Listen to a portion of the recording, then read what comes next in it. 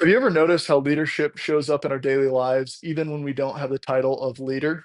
At ASU, leadership isn't just for executives, it's for students, teammates, and coworkers too. Today, I'll be answering two questions. First, what types of power I have as a student and how they influence communication. And second, how leadership theories can help me develop my leadership skills. My first point is that students hold several types of power. In Communication for Business and the Professions by Kelly Miller, French and Raven's six power bases are discussed, and the ones that I use most often are legitimate power, expert power, and referent power. The reason is that legitimate power comes from my official role as a student. Professors expect me to contribute, and classmates expect me to pull my own weight. Expert power develops when I understand course material deeply and can explain it to my peers. Referent power comes from my credibility and trust. When I can build relationships with my classmates, they value my input more. For example, in one of my group projects, I used expert power when I broke down financial concepts that others found confusing and difficult. But it wasn't just about my knowledge. Because I communicated patiently, I also drew on referent power.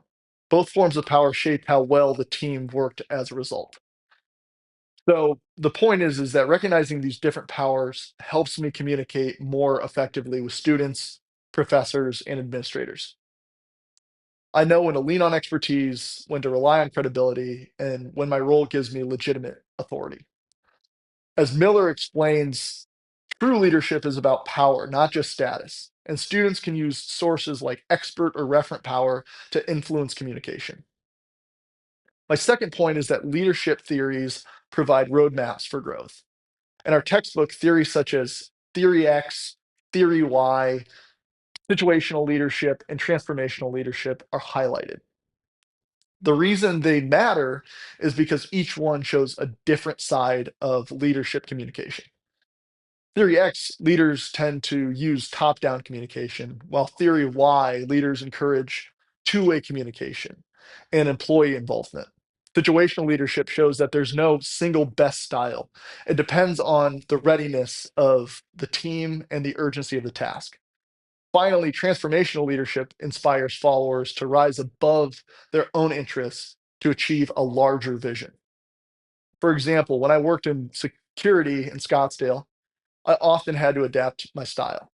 In tense situations, I use more authoritative Theory X approach to establish order quickly. But in calmer moments with coworkers, I use more of a Theory Y approach by encouraging input and teamwork. That flexibility reflects situational leadership. And when I motivated the team by keeping morale high, I lean toward transformational leadership. As Miller discusses, situational leadership emphasizes that the most effective communication style depends on the situation and the readiness of the followers. To wrap up, leadership communication is already part of my student life.